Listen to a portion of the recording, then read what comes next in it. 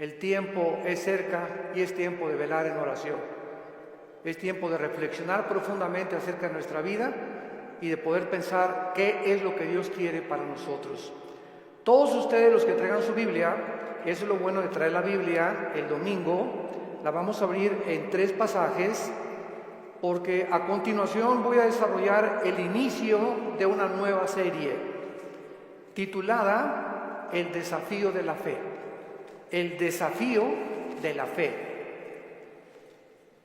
Romanos 5:3, Santiago 1 y Primera de Pedro capítulo 1. Son 3 versículos muy importantes que vamos a desarrollar para poder tener un fundamento teológico acerca de esta conferencia y las que a continuación vamos a llevar a cabo, y que puedan ustedes entender las razones de por qué sufrimos, por qué existe la maldad, por qué hay tanta desgracia en el mundo, por qué, si Dios es todopoderoso, no termina de una vez por todas con el mal, con el terrorismo, con los abortos, con los cánceres, etcétera, etcétera. ¿Por qué hago todos estos cuestionamientos? Porque hace menos de una semana murió un grande astrofísico inglés llamado Stephen Hawking. Fue educado en la Universidad de Cambridge, casado 2 veces con más de 3 hijos. La primera esposa fue cristiana, abandonó a la primera esposa para casarse con la segunda, que era su enfermera. Murió a los 76 años, a los 23 años de edad, lo diagnosticaron con una esclerosis tremenda, atrófica, y le dieron menos de 2 años para vivir. Y sin embargo vivió 50 años más, 76 años murió. Y lo más irónico del caso de la vida de este grande astrofísico inglés fue que su esposa, cuando lo metieron y lo entubaron 2 veces a los 20 y tantos años y después a los 40 y tantos, y le dijeron en el hospital que ya tenían que desconectarlo porque ya no podía vivir, ella se puso de rodillas e intervino ante el trono de la gracia, y llegaron los doctores y le dijeron: es que esto es un milagro. Y la segunda vez que otra vez lo vuelven a conectar porque ya estaba a punto de irse de este mundo, su esposa vuelve a arrodillarse en oración para salvarle la vida. Él supo que su esposa estaba de rodillas orando por él, y cuando él tuvo esta oportunidad de poder decirle a Dios: gracias porque me concedes la vida, se siguió burlando de ella. Y las palabras de él a su esposa fueron las siguientes: yo no hago caso a la religión porque es la ciencia la que nos da la verdad. Me dio mucha tristeza que antes de morir haya muerto negando a Dios y declarando que Dios no es el creador del universo. En ese momento, cuando escuché este programa de televisión, porque fue a través de las noticias que escuché esto, inmediatamente vino a mi mente la vida de más grandes astrofísicos que él, que fueron cristianos. Él argumentó que era porque la verdad estaba en la ciencia, y sin embargo Blaise Pascal, astrofísico francés, escribió cantidad de tratados acerca, y no era un religioso, era un cristiano. Blaise Pascal confesó, y en sus libros lo dijo: Jesucristo es mi Señor y mi Salvador. Nadie se puede comparar en la astrofísica con Blaise Pascal. Y después tenemos a Isaac Newton. ¡Qué tremendo! Isaac Newton, que comienza a postular las leyes de la famosa gravitación, cristiano de los pies a la cabeza, y muere alabando a Dios y dándole gracias a Dios por la muerte de Cristo. Louis Pasteur, siglo XX, un famoso doctor, experto en medicina, y el legado que él dejó a la ciencia fue impresionante, cristiano. Y finalmente Alberto Einstein, que fue famoso cuando dijo: Dios no juega con el universo como si jugara a los dados. Todos estos hombres fueron cristianos y creían en Dios. Los filósofos de hace 2150 años aproximadamente, 150 años antes de Jesucristo, Aristóteles, que fue el maestro de Alejandro el Magno, Platón, Sócrates, Demóstenes, creían en un Dios, por lo menos dijeron: pienso, luego existo, existo, luego vivo, esta causa no puede estar dentro de mí, esta causa tiene que estar fuera de mí, tiene que haber algo, llámale la fuerza, una entidad superior, pero tiene que haber algo que trascienda, que es Dios, aunque no lo pudieron nunca ubicar. El apóstol Pablo en Hechos 17 se enfrenta con los atenienses filósofos, discípulos de un gran hombre que se llamaba Zenón, y los discípulos eran los epicúreos y los estoicos. Y Pablo en Hechos 17 les demuestra y les dice: ustedes adoran un Dios porque tienen un monumento altísimo que decía al Dios desconocido. O sea, ellos lo único que sabían es que tiene que haber una causa detrás de la existencia del mundo y del universo. Pero llegamos al siglo XX, donde se levantan Friedrich Nietzsche, Jean-Paul Sartre, Bertrand Russell, Richard Dawkins, y finalmente este astrofísico que muere diciendo que Dios no puede existir ni ser el creador del universo. ¿Saben ustedes por qué el astrofísico Stephen Hawking negó a Dios antes de morir? Simplemente porque no pudo explicar sus sufrimientos. Su esposa lo dijo, la primera esposa: Stephen está enojado con Dios, con un Dios que no existe. Se amargó contra alguien que no existe. Y siempre estuvo repelando, ¿verdad? ¿Por qué, si Dios es Dios, no lo sanaba y no lo levantaba de esa silla de ruedas? Hace poco ustedes escucharon el testimonio de Nicky, un muchacho sin brazos y sin piernas. Nació con el puro tronco nada más. Y cuando oye su testimonio, dice que a los 8 o 9 años de edad, como no podía suicidarse, se metió y con la boca abrió la llave del baño para ahogarse. Y en ese momento él reaccionó y dijo: ¿pero qué es esto? Y comenzó a gritarle: Dios, si existes, dime la razón por la cual me trajiste hacia el mundo sin brazos y sin piernas.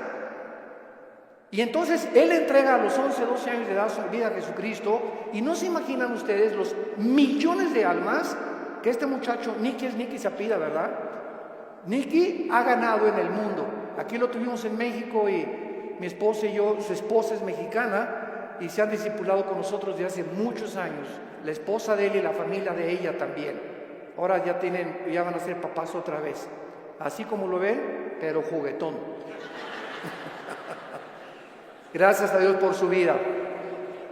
Entonces, podríamos nosotros realmente, porque esta es la espada y este es lo que esgrimen los ateos, los escépticos, los agnósticos, es que ¿por qué si hay un Dios hay un sufrimiento? ¿Por qué es? Entonces, como no pueden entender y no tienen respuestas y no las van a tener fuera de la Biblia, se encierran en una cárcel. Y en lugar de que este hombre hubiera podido escuchar a su esposa: bueno, ok, tú me dices que es un Dios, dime por lo menos, o explícame por qué permite el sufrimiento.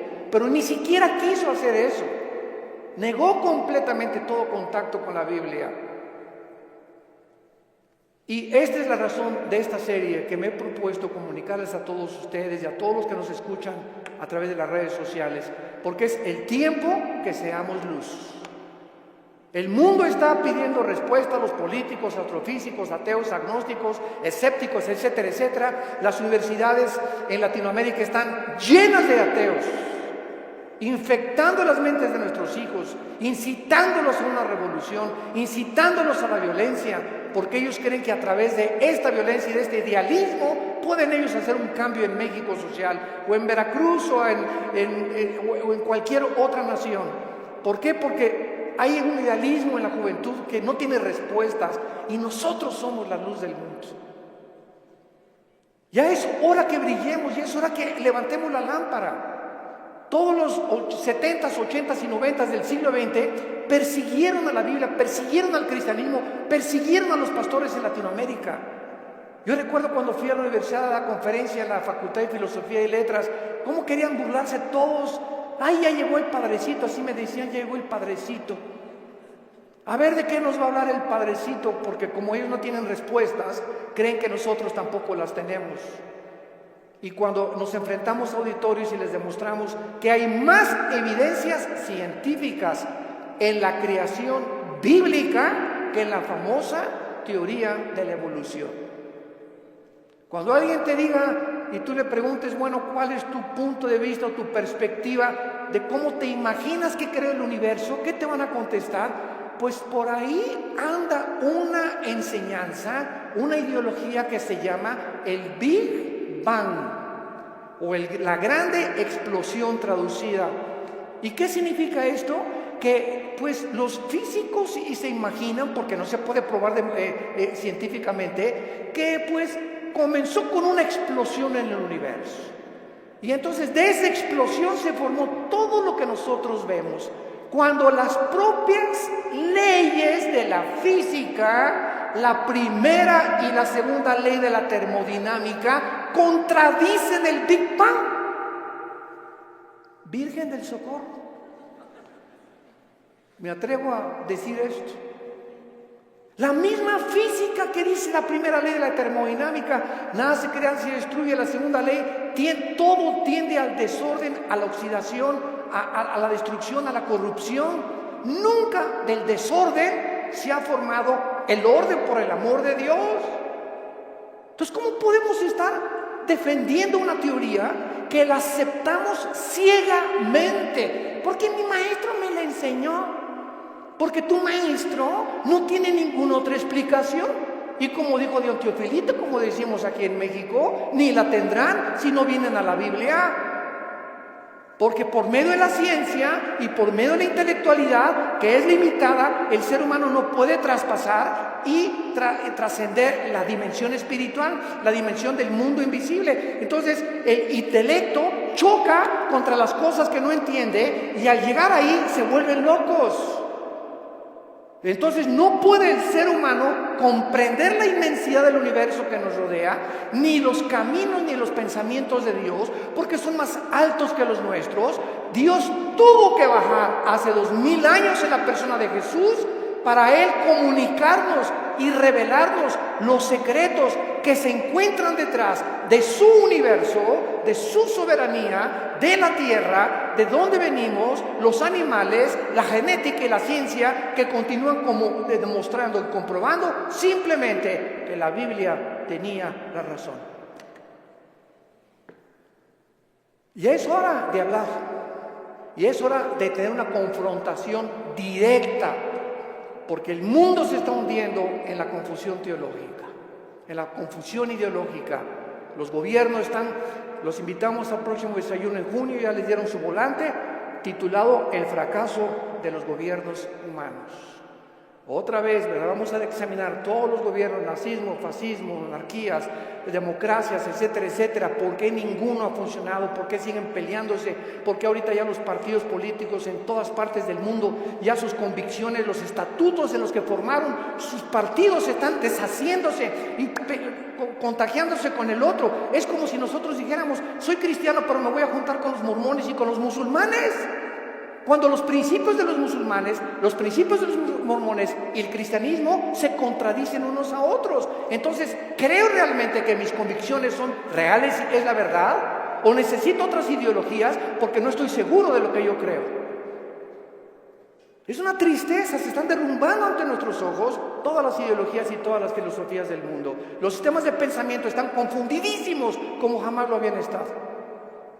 Gubernamentalmente, teológicamente, filosóficamente, económicamente, es una confusión en el mundo tremenda. Es el estrés por el cual vive la gente. Es una incertidumbre de dónde está la verdad, dónde está la luz, quién tiene la verdad. Tú dices que en aquella religión, tú dices que en aquella religión. Discúlpame, en ninguna religión, en la persona de Jesucristo.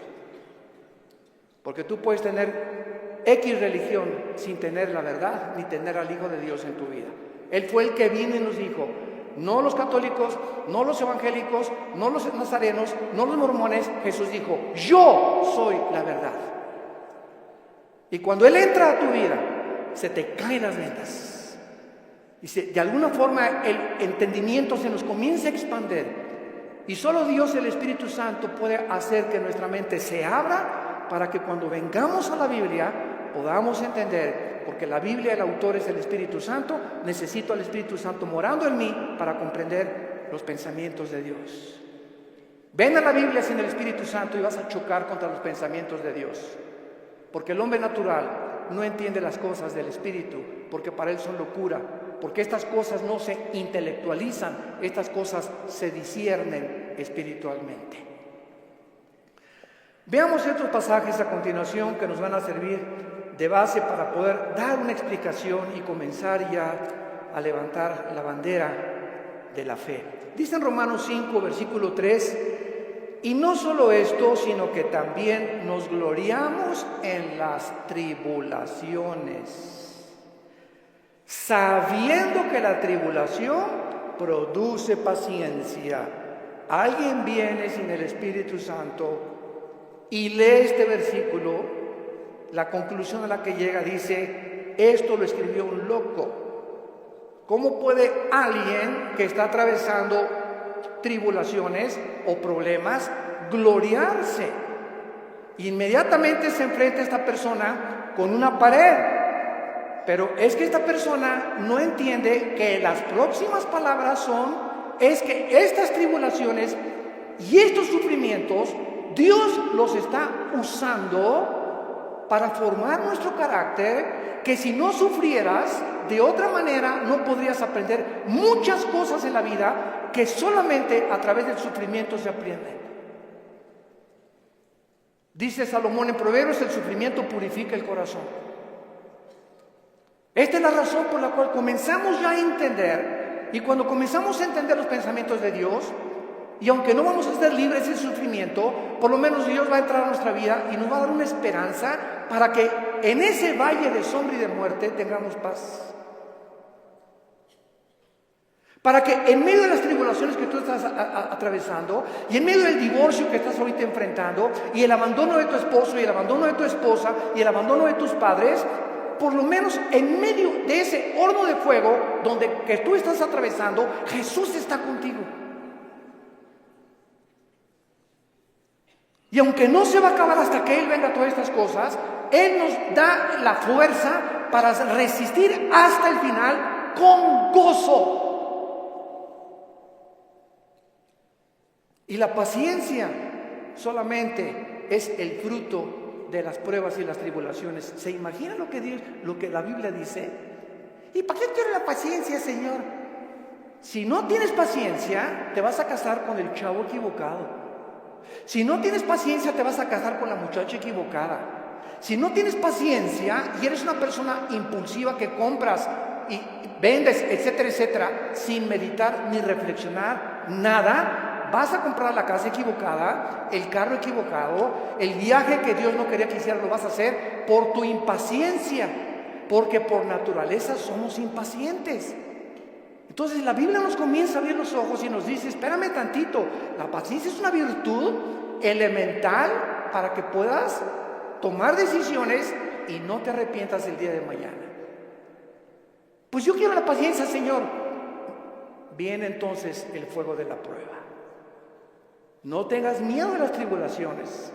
Mi esposo, hermano, parece un martillo conmigo, y duro, y duro, y duro, y duro. Hermana, pues mientras más, te está haciendo tu esposito, sin que te des cuenta, estás desarrollando una capacidad para aguantar. Que si no quieres hacer eso, pues sácate un cuchillo y vete sobre él entonces. Y acaba con tus problemas. Hace muchos años, quiero irme con mucha calma con estas conferencias porque son muy importantes y tratar no se imaginan, oren por nosotros, por mi esposa y por nosotros, nuestros hijos. Necesitamos mucho de las oraciones de todos ustedes y le pido a Dios mucha oración, que siempre que yo estoy enfrente de un público pueda yo tener la capacidad de explicar su bendita y profunda palabra. Hace muchos años había un dramaturgo inglés llamado Oscar Wilde. Y él hizo muchísimas obras de teatro. Yo me acuerdo, tenía como 18, 19 años de edad. Formé parte de un elenco teatral llamado Hamlet. Y en una de las cosas que yo tenía que declarar durante el escenario, en el teatro, representando a Hamlet, ¿verdad?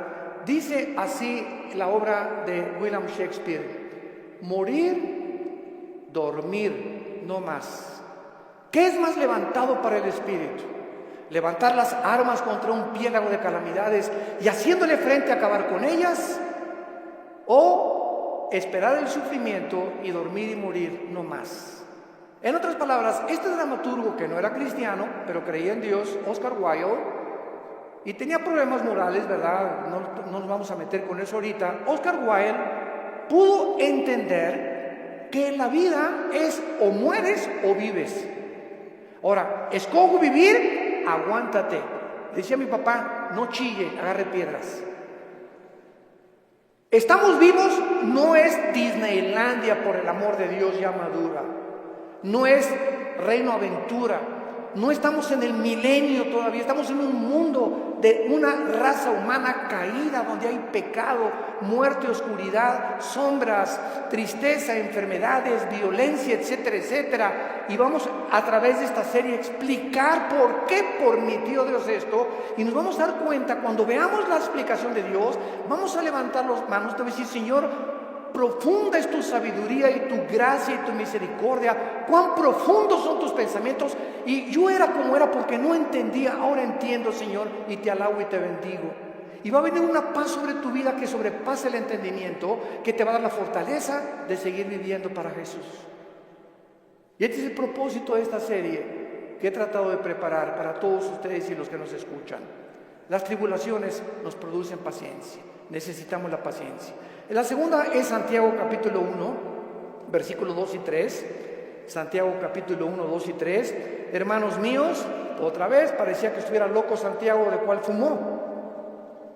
Tengan por sumo gozo cuando se hallen en diversas pruebas. ¿Quién puede llegar a esa conclusión, verdad? Gózate cuando te corran de tu trabajo. Gózate cuando pierdas tu casa. Gózate cuando tienes algún problema, ¿verdad? ¿Por qué me voy a gozar? Porque esa prueba que estás atravesando está produciendo paciencia. Otra vez, Santiago está de acuerdo con Pablo para poder, con diferentes palabras, decirnos que las pruebas producen paciencia. Entonces tú llegas a tu casa con tu esposa: ¿qué crees, mi chenchita? ¿Qué, mi amor? Estás tan contento, te veo, te ascendieron de puesto. No, mi amor, al contrario, me corrieron. ¿Quién podría reaccionar así? Nadie, ¿verdad? Ni marihuano. Nadie podría reaccionar de esa manera,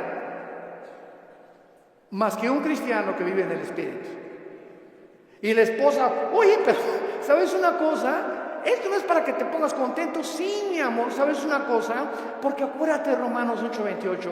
Todas las cosas contribuyen para nuestro bien. Y no me corrieron porque haya sido ladrón, borracho, parrandero, jugador, defraudador. Me corrieron, ¿verdad?, por políticas, lo que tú quieras. Pero ¿sabes por qué me gozo, mi amor? Porque creo lo que dice la Biblia. Ahorita mi única reacción sería llegado: vieja, sácamela de don Julio reposado. Y vamos a ponernos los dos hasta atrás. Esta vida no vale gorro. Vamos a divertir. Que nada, y que Dios ni qué cristianismo. Esa es la otra reacción. Y comenzar con la autolástima y comenzar a amargarte contra Dios. ¿Te das cuenta? Entonces, en lugar de que tomemos esa actitud, la Biblia nos muestra que nos enfrentemos a los problemas con otra actitud, porque cuando Dios ve que tú enfrentas esa actitud y que tú llegas a tu casa y: Señor, gracias, te alabo, yo no entiendo por qué me corrieron, lo único que sé es que tu palabra dice: no desmayes, no tengas miedo, yo soy tu Dios, nunca te dejaré, nunca te abandonaré. Y estoy seguro que viene un trabajo mucho mejor que el que yo tenía, en el momento en el que Dios ve desde el cielo que nuestra reacción aquí en la tierra es diferente a la de los demás seres humanos. Dios nos bendice.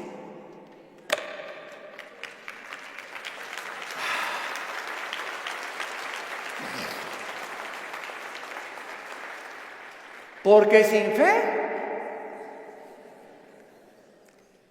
¿Y cómo se demuestra la fe? Actuando al contrario de nuestros sentimientos y emociones. Hebreos 11:6. Y el versículo 1 de Hebreos 11 dice: y la fe es la certeza de lo que se espera, la convicción de lo que no se ve. Veamos y metamos aquí un microscopio. La fe está relacionada con el futuro y con lo invisible. Es una certeza, es una seguridad de algo que está adelante de mí, que estoy esperando. Y aunque yo no lo vea, estoy seguro que viene a mi vida. Y además estoy tan convencido, aunque no lo vea. La fe, si no es algo que tú estás esperando y no estás convencido, tu fe es la fe de los demonios. Dice Santiago capítulo 2 que los demonios también creen. No, yo creo en Dios. Pero ¿sabes una cosa? Tú dices que crees en Dios intelectualmente, pero no demuestras que tú crees en Dios por la forma como tratas a tu esposa, por la forma como tratas a tus padres, por la forma como ves a las mujeres. Este pueblo, Marcos 7, dijo Jesús, de labios me honra. ¿Cuánta gente hay por todos lados? Iban a desayunos y yo creo en Dios, pero sus acciones, su conducta contradice la piedad que ellos expresan o que creen tener en su corazón. Entonces te vuelves un hipócrita, te vuelves un falso cristiano, porque la fe tiene que, dice Santiago, sin obras no es fe. La salvación es por la fe, pero la forma de demostrar que esa fe es salvífica, que realmente nos ha transformado, es cuando vemos que ha transformado mi vida. Ya no soy el que yo era antes, antier, o hace un mes o hace 6 meses. Ahora cambió mi vida con mi esposa, la forma como veo a mis hijos, la forma como manejo mi negocio, la forma como yo me relaciono con la gente, la forma como veo a los gobiernos, cambia completamente mi vida. Y si yo no manifiesto esta actitud o esta nueva conducta, no es cierto que soy cristiano. Y lo vamos a ver en el tercer pasaje, 1 de Pedro capítulo 1. Y ahí vamos a comenzar nuestra serie. Esta es la introducción. En 1 de Pedro capítulo 1, versículo del 6 al 9,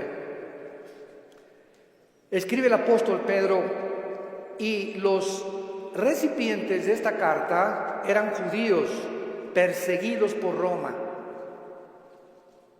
Esta carta fue dirigida a cristianos que están siendo perseguidos o sufriendo por su fe, en lo cual vosotros os alegráis, aunque ahora por un poco de tiempo, si es necesario, tengáis que ser afligidos en diversas pruebas, para que sometida a prueba vuestra fe, mucho más preciosa que el oro, el cual, aunque perecedero, se prueba, con fuego se hallada en alabanza, gloria y honra, cuando sea manifestado Jesucristo, a quien amáis sin haberle visto, en quien creyendo, aunque ahora no lo veáis, os alegráis con gozo inefable y glorioso, obteniendo el fin de vuestra fe, que es la salvación de vuestras almas.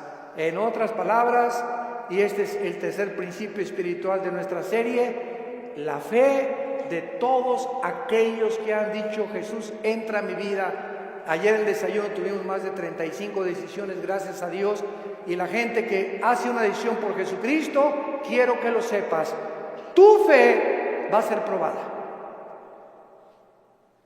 Tu fe va a ser probada. ¿Y saben ustedes dónde comienza a ser probada? En la familia, con tus hermanos y con tus papás o con tus primos. ¿Por qué? Porque la primera prueba de la fe es la persecución. Ayer nos contaba mi hermano Alejandro, él es el director del Instituto Teológico Internacional, el ITI, y me nos contó una anécdota mientras veníamos de Toluca al desayuno, en el camino, que yo no la conocía de mi hermano. Y me dice, Armando, tú sabes que cuando yo me convertí, porque él fue el primero en la casa que se convirtió. Y yo los correteé como 2 o 3 años. Una vez quise incendiar una reunión de oración. El gadareno era Pinocho comparado con los demonios que yo traía. Y se los digo en serio. Y me dice mi hermano, tú sabes que cuando yo me convertí ya a la casa, y mi mamá inmediatamente me quiso correr. Ya te metiste con una secta, quién sabe qué te metieron, etcétera, etcétera. Total, dice, me tuve que salir de la casa y a los 4 días regresé a la casa. ¿Y qué crees? Estaba un cuñado mío, nuestras hermanas, la abuela, los tíos, y me hicieron juicio. Todos alrededor de la mesa diciéndome, a ver, acércate por favor, estamos escuchando que ya te cambiaste de religión.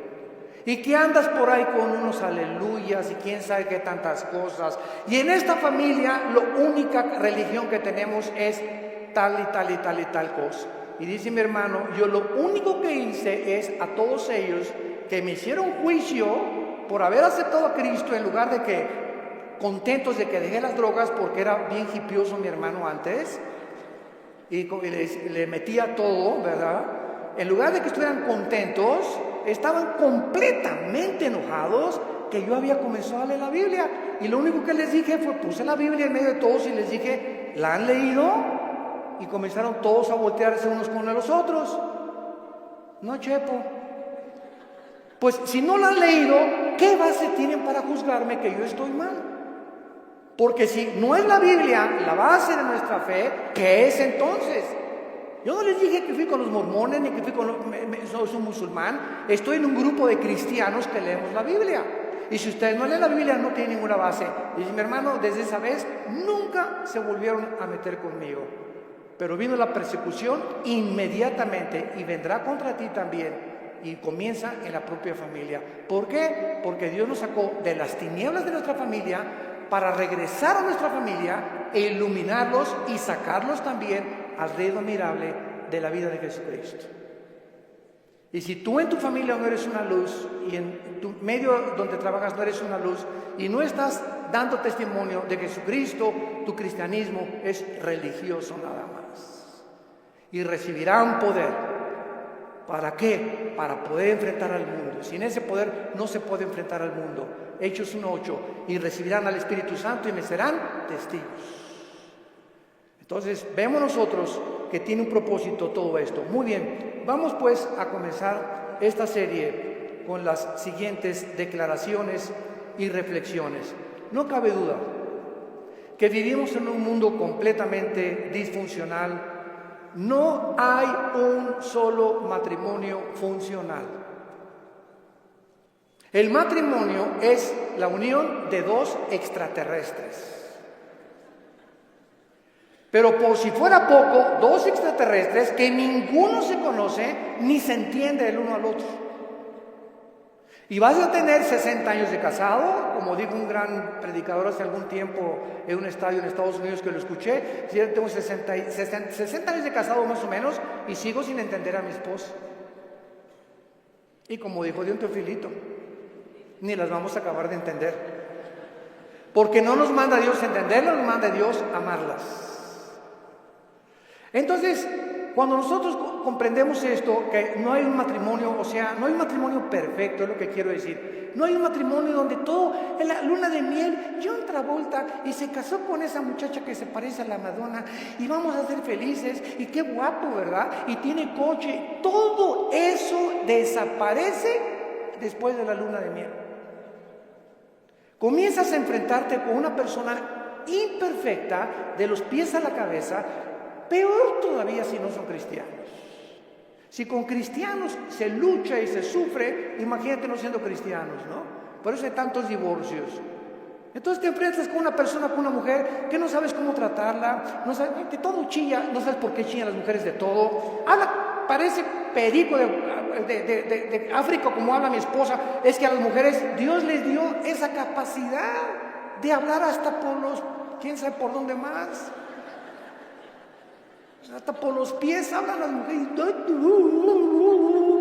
Y nosotros, ¿verdad? O sea, tú sabes una cosa, cuando tú hablas con una persona, en el momento en que te paras a escuchar a una persona, no sé si ustedes lo sepan, la Biblia nos los muestra, el hecho que te estés concentrando en escuchar lo que está diciendo, estás emanando energía, te estás desgastando.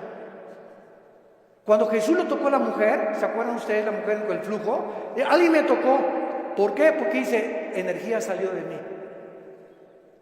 Todo el sufrimiento que ella tenía se lo transmitió y Jesús en su hipersensibilidad sintió inmediatamente. Hoy eligieron los apóstoles, pero todo el mundo te toca. No, hay alguien que me tocó con el propósito de recibir algo de mí y lo sentí en mi espíritu. Es una hipersensibilidad espiritual tremenda. Pero cuando tú te sientas con alguien, entonces esta es la razón por la cual mujeres, los hombres nos sentamos y viene tu esposa y 15, 20 minutos y a los 10 minutos no tenemos la capacidad, yo no sé cuántos de ustedes sean superhéroes, ¿no? Pero la mayor parte de los hombres no tenemos la capacidad de oír más de 10, 15 minutos. Comenzamos, sí, amén, gloria a Dios, mi amor. Sí, es cierto, sí, te amo, tienes toda la razón, ¿no? Comenzamos ya con el avión, etcétera, etcétera. Pero ustedes las mujeres, mi esposa se junta con otra mujer, o cuando se juntan las pastoras, y 6 horas sin parar.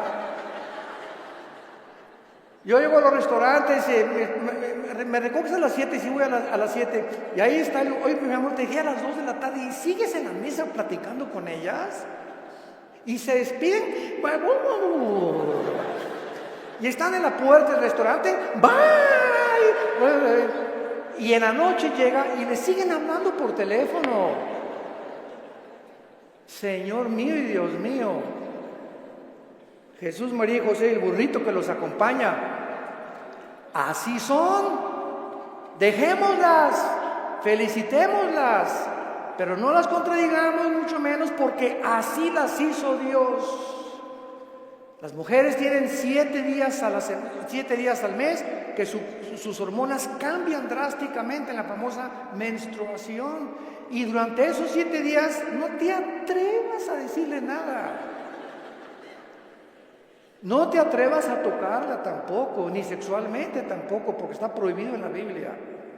Son tiempos en el que vuela la mosca y se ponen a llorar, hipersensibles. Es una semana en la que hay que yo te llevo el desayuno a tu cama, mi amor, yo le voy a lavar los trastes, yo te lavo la ropa del bebé o lo que sea, ¿verdad? Y comienza el hombre a entender la naturaleza femenina, que no estamos para que ellas nos sirvan, no son nuestras esclavas ni nuestras sirvientas, y cuando comenzamos a darles lo que ellas necesitan, porque las comenzamos a comprender, es cuando vienen las bendiciones de Dios. Es cuando vienen las bendiciones de Dios. ¿Por qué estamos haciendo así? Y no somos mandilones, eso no es ser mandilón. Lo hacemos porque Dios nos dice, ama a tu mujer como yo te amé desde la cruz, con un amor sacrificial. Y cuando yo veo sacrificarte por tu esposa, te voy a bendecir como no te imaginas. Porque el mal que le hagas a tu esposa se te regresa. Es como un boomerang, se te regresa, dice en Efesios capítulo 5. Nadie aborreció su propia carne, sino que la cuida y la sustenta como Cristo a la iglesia. El daño, las groserías, los gritos, el adulterio mental que traes contra tu mujer, se te regresa y detiene las bendiciones de Dios. Y vas a comenzarte a encontrar desesperado, ya no te puedes gozar en las pruebas, ni en las tribulaciones, ya no tienes paz, ¿verdad? ¿Por qué? Porque necesitas otra vez venir a la cruz y pedirle perdón a Dios por la forma como has tratado a tu compañera, a tu amante, a tu esposa, a la madre de nuestros hijos. Ahí viene. ¿Por qué lo hacemos? Por la fe. Y sin esta fe es imposible que yo agrade a Dios. Vivimos un mundo disfuncional, tenemos que entender esto. Y todas estas circunstancias nos hacen volvernos a la pregunta, que es la que vamos a desarrollar en esta serie: ¿por qué Dios no detiene la maldad? Muy buena pregunta, muy válida filosóficamente. ¿Por qué Dios no detiene tanta destrucción y tantos sufrimientos? Es la pregunta que permanece en las mentes de la mayor parte del ateísmo. Y muchas veces no solamente los ateos, sino también de los mismos cristianos. La única diferencia, escuchen esto, señores ateos que nos escuchan, en cualquier programa que haya en el mundo de televisión o de radio o en cualquier foro, nunca a un ateo ni a un agnóstico le van a hacer estas preguntas, nos las van a hacer a nosotros. Porque los ateos no tienen respuestas. Y como no tienen respuestas, por eso se enojan contra Dios, y por eso se amargan, y por eso dicen que son ateos. Entonces, si el mundo va a cuestionar a algún ser humano para que le responda, no va a ir con los ateos, van a ir con nosotros. A ver, ¿tú qué te dices, cristianito? Dime esto y esto y esto. Hace mucho les conté un incidente que lo he repetido así. Una vez estaba platicando sobre el ateísmo en el Hotel María Isabel, salimos del desayuno hace algunos años y me aborda una persona en el elevador, pero así, ¿verdad? Usted es el señor Andrés, así, mucho gusto, ¿cómo está? Ya entramos al elevador juntos. Usted dice que Dios es todopoderoso, ¿verdad? Pero con esa actitud, ¿verdad? Usted dice que es todopoderoso, ¿verdad? Sí, efectivamente, Dios es todopoderoso. Y si es todopoderoso, ¿por qué no acaba con el diablo si él tiene poder? Y le contesté, porque comenzaría con usted.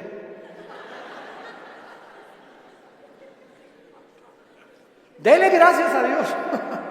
Le cambió completamente su perspectiva, ¿no? O por lo menos ya le di tarea para ir reflexionando ella a su casa, de que hay respuestas y que si realmente Jesús hubiera venido o ahorita acabara con la maldad, acabaría con todos, porque perverso y engañoso es el corazón de todos los seres humanos. Entonces démosle gracias a Dios que no lo ha hecho y que en su paciencia, dice en 2 de Pedro capítulo 3, está esperando para que todos o la mayor parte de los seres humanos se arrepientan antes de que juzgue severamente este mundo. Muy bien, entonces por causa de no tener estas respuestas que demandan sus mentes finitas, cuando una persona astrofísico o ateo demandan respuestas, no se ponen en la posición honesta de decir, bueno, ok, yo ando buscando por qué el sufrimiento y la maldad, pero me voy a poner en una posición honesta. Yo soy un ser humano, amén, lo soy. Si soy un ser humano y si existe Dios, es lógico, vamos a hacer una línea lógica elemental, es lógico que sea un ser sobrenatural y sería imposible poder comprender los pensamientos, así como un niño no comprende los pensamientos de su padre, ni de un filósofo. Aunque es el mismo cerebro, no está desarrollado el niño de 6 años como el de uno de 25 años de edad. Entonces, siguiendo esta línea de lógica, si existe un Dios, tiene que ser mucho, mucho más grande. Entonces, yo estoy ante un universo lleno de misterios, estamos llenos de misterios. Si hay extraterrestres, si no hay extraterrestres, si existen los hoyos negros, si no los hoyos negros, si es el otro, cómo comenzó el universo, de dónde venimos, bla, bla, bla. Estamos llenos de misterios.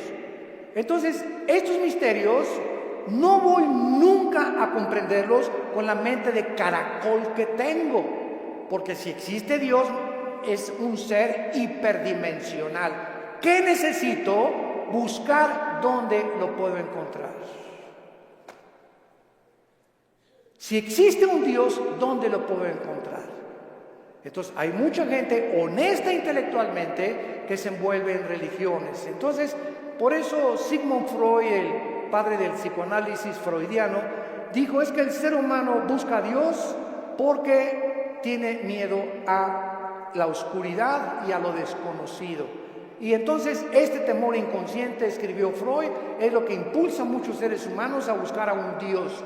Se equivocó completamente, porque aun cuando fuera así y me está guiando el temor a lo desconocido, dice la Biblia, me encontrarás porque me buscarás con todo tu corazón. Yo les confieso en mi caso particular, a los 25 años de edad me encontraba yo en un momento existencial en mi vida, que estaba yo en el lodo, así estaba yo en el suelo completamente. Anduve buscando en tantas religiones y por acá y por allá, también experimenté con algunas drogas, era borracho, parrandero, jugador, mujeriego, me decían el aventurero de Tlalnepantla, aunque no vivía en Tlalnepantla. Y a través de esta crisis existencial, mi hermano ya se había convertido en mi hermano Alejandro. Y caí de rodillas un día porque y los amenacé. Llegaba mi hermano con los cristianos: Armando, arrepiéntete, mira, ustedes están locos. Y llegaban ahí, ¿verdad? Y hasta comenzaron a peinar, en ese tiempo se comenzaron a peinar como Jesús, así, y se ponían hasta unas túnicas blancas y me parecían locos, freaks, como le decimos en inglés, ¿no? Y dije: no, están más locos que nada, es la nueva onda, ¿verdad? Y peace and love y todo así, amorosos y todo. No me convencía, hasta que llegó esta crisis existencial en mi vida, en la que ya no tuve más que hacer. Intenté quitarme la vida 2 veces. Ya no quería vivir, dije: no hay propósito, significado en mi vida. Y en esa crisis caí a las 4 o 5 de la mañana recordando las palabras que siempre mi hermano, antes de irse a la casa, oraban por mí. Y esas oraciones que hacían por mí en la casa me llegaron a tocar las fibras sin que yo lo supiera, movieron mi espíritu. Y me levantó el Señor, creo, a las 3, 4 de la mañana, y caí de rodillas. Dije: Dios, si tú existes, te necesito. No sé quién eres, pero yo te necesito si tú existes.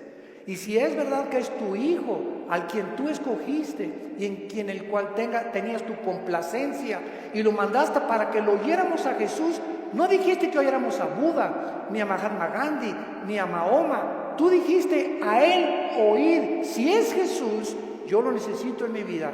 Le hablé a mi hermano a las 4 de la mañana, pasó por mí a las 5 de la mañana, me llevó a la casa de un misionero bautista con un corazón impresionante por el amor de las almas, y ahí estuve yo en un mes de febrero, marzo, ¿verdad?, de 1974. Caí de rodillas junto al piano, que era un músico misionero, y le grité a Dios. Me comenzó con la Biblia: por cuanto todos han pecado y son apartados de la gloria de Dios, la paga del pecado es la muerte. Juan 3:16, Dios te ama, etcétera, etcétera. Y comencé a llorar y a llorar y a llorar y a llorar durante 40 minutos llorando. Y yo no sabía ni por qué lloraba, pero estaba llorando. Sentía que eran capas que se me quitaban así encima. Y ahí quedé tirado todavía como media hora. Ya me dijo el misionero: vamos a ir a tu hermano aquí solo en mi estudio. Ya salí yo y sentí como que me habían quitado, ¿verdad?, todas las frustraciones y desilusiones y traiciones que traía, y mentiras de todo lo que, programas virulentos que el mundo me puso. Y fue la forma en la que Jesús me dijo: ¿verdad? Tú eres a quien tú estás persiguiendo. Y de ahí en entonces, ¿verdad?, mi vida fue cambiada radicalmente. Yo supe que había llegado al final de mi vida, y que si Él era Jesús, yo tenía que dedicar mi vida a Él. No había ninguna aventura más grande en la cual un hombre pueda aventurarse a vivir más que conocer a Dios. No hay una aventura más grande. Conocerle es el más grandioso afecto de nuestros sentidos, y amarle el más grande de nuestros propósitos. A los 3 años de que comencé a trabajar yo en la hotelería, era gerente del hotel, el que acabamos de ir ahorita en la reunión de los pastores en Acapulco, enfrente de la Diana. Estuve de gerente como 1 año, gerente en el Hotel Camino Real de Polanco, etcétera, etcétera. Y le dije a Dios: me voy de misionero. Yo creí que Dios me había llamado para otra cosa. Me fui de misionero y me fui a la sierra de Oaxaca, entre la Costa Chica y la Costa Grande, entre Oaxaca y Guerrero. 3 años durmiendo en pisos de adobe. Mi cojín era un ladrillo envuelto en periódicos, y me tapaba en la noche con periódicos, con los indígenas. Yo creí que me había llamado Dios para ser misionero, porque los misioneros que conocí en Acapulco me mandaron para que yo fuera, y lo único que me daban era un cheque de $100 al mes. Comíamos lo que pescábamos, las almendras que arrancábamos y los mangos que quitábamos de los árboles durante 3 años de mi vida. Y ahí conocí la máxima de las pobrezas. Más pobre no puede ser. Yo dormí en camas de piedra, hermano, te gané. En covachas, estas eran chozas de adobe. Y además había un pueblo ahí que se llamaba El Ciruelo, cerca de Tejucunicuilapa, en la Costa Chica, que era de leprosos. Y me acuerdo que un día me dijeron: es que ¿por qué están tapados así? Es que son leprosos. Y yo creí a las 2 de la mañana que Dios me había llamado a morir con lepra. Y le dije a las 2 de la mañana: Señor, si ese es mi destino, Señor, aquí estoy. Yo no sabía ni qué contagios era la lepra, ni conocía mucho de la lepra, pero yo creí que Dios me había llamado para morir como un leproso. Y ya, ¿verdad?, pasaron los 3 años, regresé a Acapulco, comencé a predicar, a fundar movimientos de estudios bíblicos en las casas. En 1979 la organización del famoso evangelista, que vamos a orar por él, Luis Palau, se está muriendo de cáncer, por cierto, tiene cáncer en los pulmones Luis Palau. Me hablaron a formar parte del equipo de Luis Palau. Del 79, 80 y 81 estuve como evangelista por toda la República, todo Tabasco, Guerrero, Veracruz, pueblito en pueblito, predicando de choza en choza, pueblito. Nos corretearon, nos aventaron piedras, nos aventaron palos, me lastimaron 2 veces, me enfermé con malaria, me enfermé con calentura de 40 grados, etcétera, etcétera. Y todas estas fueron, ¿qué cosa? Pruebas. Dios estaba forjando carácter en mi vida, que era muy importante para lo que más tarde me tenía que enseñar. Y el secreto, quiero decirles a ustedes, el más grande secreto de la vida es no amargarte. Es el más grande secreto de la vida cristiana. Un cristiano amargado no entra a la tierra de Canaán. No pasas Canaán. Dice en Hebreos 12 que bloquea la gracia de Dios, la amargura.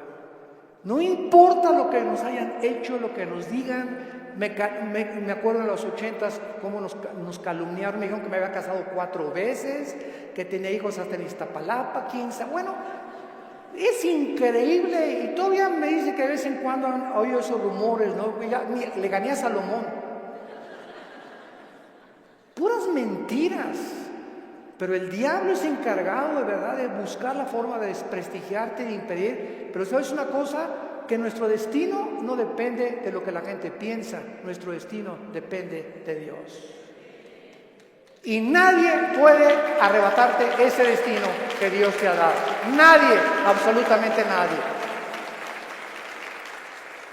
Y para terminar, sí existen respuestas, y mientras todo se aclara, y mientras nuestra poca y chica y limitadamente intelectual comprende, y ahorita comenzamos ya con el Espíritu Santo a entender muchas cosas más que sin el Espíritu Santo imposible poder comprenderlas, Dios nos deja 2 consuelos. El primero, la resurrección de nuestra vida. Vamos a volver a vivir. Hijo, ten calma. No importa lo que estás pasando. Cuando tú mueras y resucites, vas a tener el cuerpo que anhelabas tener. Si eras chaparrito y pelón, vas a ver el cuerpo que te voy a dar. Si te decían la tintorera de Tlalnepantla, vas a ver la belleza que te voy a dar. Y lo que hemos sufrido, las enfermedades, todo lo que pasemos aquí, no nos imaginamos. Y la esperanza de que vamos a tener un cuerpo fue que Jesús se levantó de los muertos. Él es la esperanza y la gloria de nosotros. Vamos a volver a vivir. Y todo lo que hayamos sufrido y lo que hayamos afligido, y si acabaste en silla de ruedas o no silla de ruedas, o con cáncer o no cáncer, o lo que hayas pasado, no va a ser comparable con las glorias que en nosotros se van a manifestar. Y la segunda consuelo es que vamos nosotros realmente a tener un mundo nuevo, donde reine la justicia y la paz y la equidad. Viene ese mundo que anhelamos y que queremos cambiar por las revoluciones armadas, por la guerra, por la política, por la educación.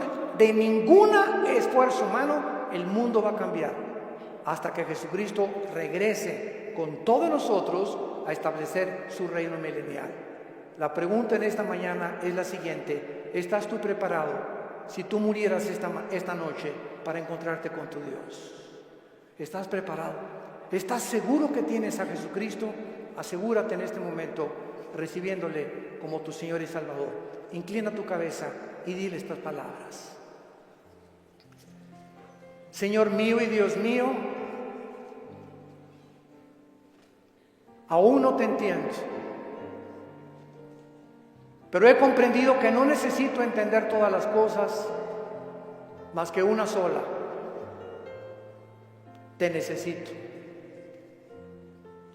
Sé que tú en la cruz enviaste a tu Hijo a pagar con su sangre por mis pecados, y que la resurrección de Jesucristo transformó el imperio romano, transformó la historia humana, al grado que la historia se cuenta antes y después de la vida de Jesús.